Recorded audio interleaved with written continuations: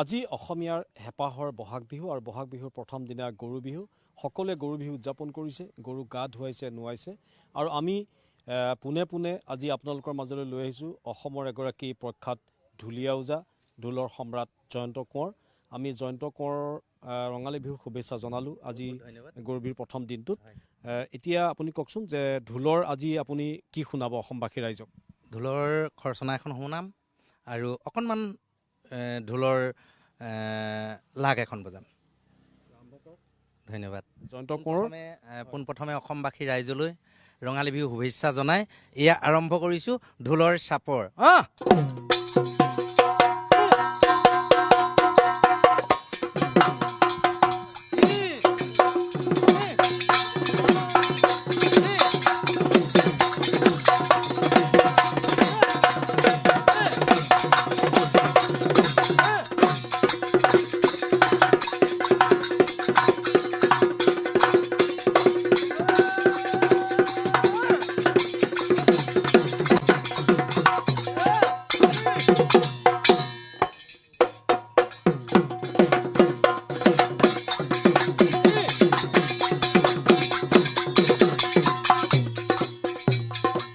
আগবঢ়াইছোঁ এয়া শুনকচোন উঠনি লাগ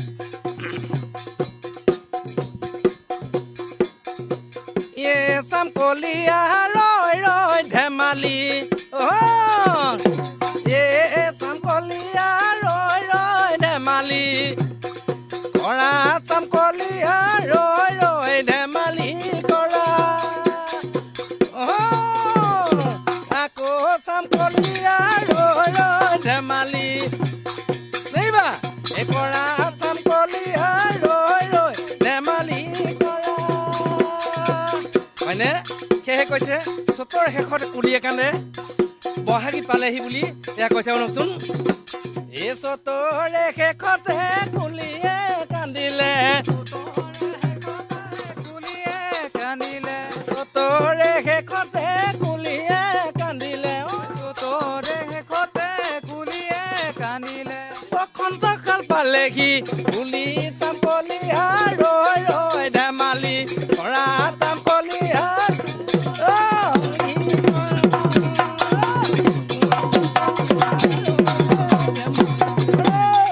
কলিয়া ৰৈ ৰৈ ধেমালি ৰৈ ৰৈ ধেমালি কৰা ৰৈ ৰৈ ধেমালি কৰা ৰৈ ৰৈ ধেমালি কৰা ৰৈ ৰৈ ধেমালি কৰা আকৌ চাকলিয়া ৰৈ ৰৈ ধেমালি কৰা চাকলিয়া ৰৈ ৰৈ ধেমালি কৰা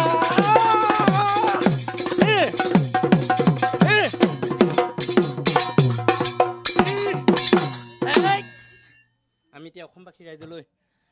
পোনপ্ৰথমে মান ধৰিম কাৰণ আমাৰ অসমীয়া জাতি পৰম্পৰা এই ঢোল সংস্কৃতিটোৱে হৈছে আমাৰ পৰম্পৰা সেয়েহে আমি অকণমান মান ধৰিবলৈ আগবাঢ়িছোঁ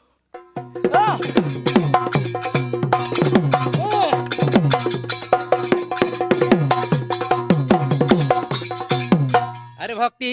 ভাৱে মই প্ৰণামিলো আৰু নধৰিব দাই এই মাননীৰে জন্ম কথা কৈ যামে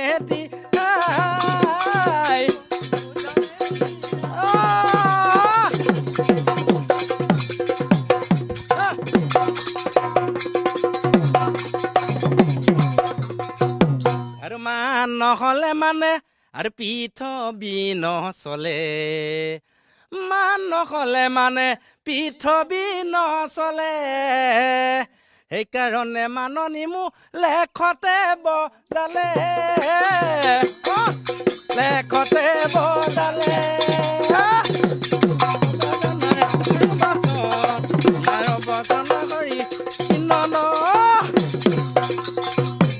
আৰু ইমানৰে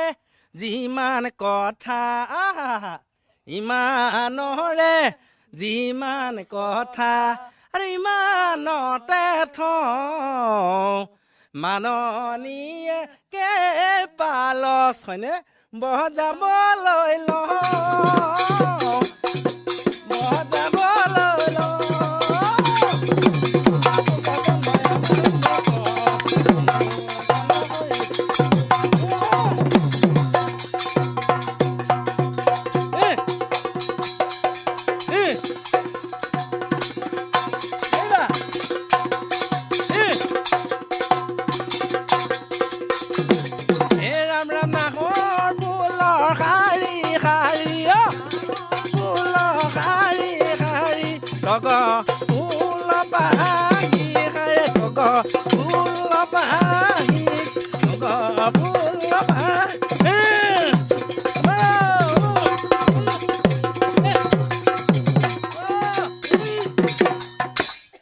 প্ৰথম পালাচ আমি এতিয়া মান ধৰিম অসমবাসী ৰাইজক।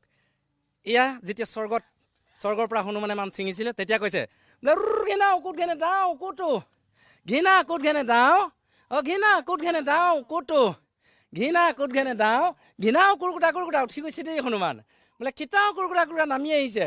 বোলে তাহিগুটো ঘিন ঘিনি তাহিগুটো ঘিন তাহিগুটো ঘিন ঘিনি তাহিগুটো ঘিন ঘিন খিতি ঘিন্দাও মাননি নমাও ঘিন খিতি ঘিন্দাও মাননি নমাও কবি উঠো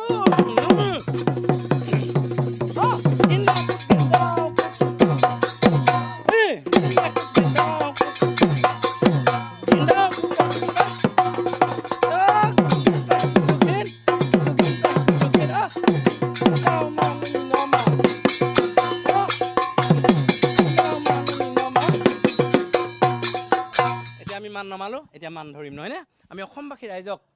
এই গৰু বিহু দিনাখনি মান ধৰিছোঁ। এয়া কৈছে গমা গমা গমা ঘেৰি ঘেৰি গমা অগমা গমা গমা ঘেৰি ঘেৰি গমা ঠাট্টা নিত্যা পৰ্বতৰ তিত্তা এথুকি তামোল 14 কেজি পাণ প্ৰথমতে সদৌ অসমবাসী ৰাইজক ধৰি যাওঁ মান এয়া মান ধৰিছোঁ দেই। এয়া কৈছে অগমা গমা গমা ঘেৰি ঘেৰি গমা অগমা গমা গমা ঘেৰি ঘেৰি গমা ঠাট্টা নিত্যা পৰ্বতৰ তিত্তা এথুকি তামোল 14 কেজি পাণ প্ৰথমতে ৰাইজক ধৰি যাওঁ মান প্ৰথমতে সদৌ অসমবাসী ৰাইজক ধৰি যাওঁ মান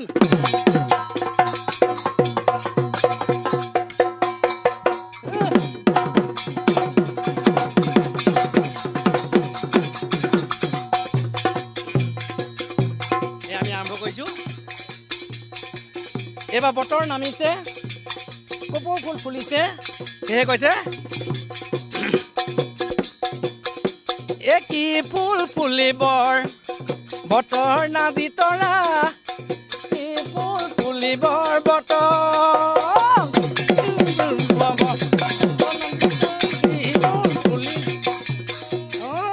সেয়ে কৈছে এই বেলি ফুলিলে এ লাখতি কপৌ ফুল এই বেলি ফুলিলে লাখতি কপৌ ফুল নাচনীয়ে কোপাতে গুজে চাম্পলিয়া নাচনীয়ে কোপাতে গুজে কি ফুল ফুলিবৰ এই বতৰ নাজি তৰা ফুলিবৰ বতৰ তগৰো ফুলিলে এ নাহৰো ফুলিলে তগৰো ফুলিলে এ নাহৰো ফুলিলে চম্ভাই পেলালে কলি নাজি তৰা কি ফুল ফুলিব বতৰ কি ফুল ফুলিব বতৰ কি ফুল ফুলিব বতৰ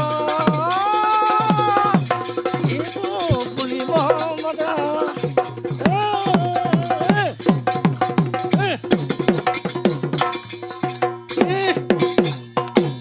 নমস্কাৰ।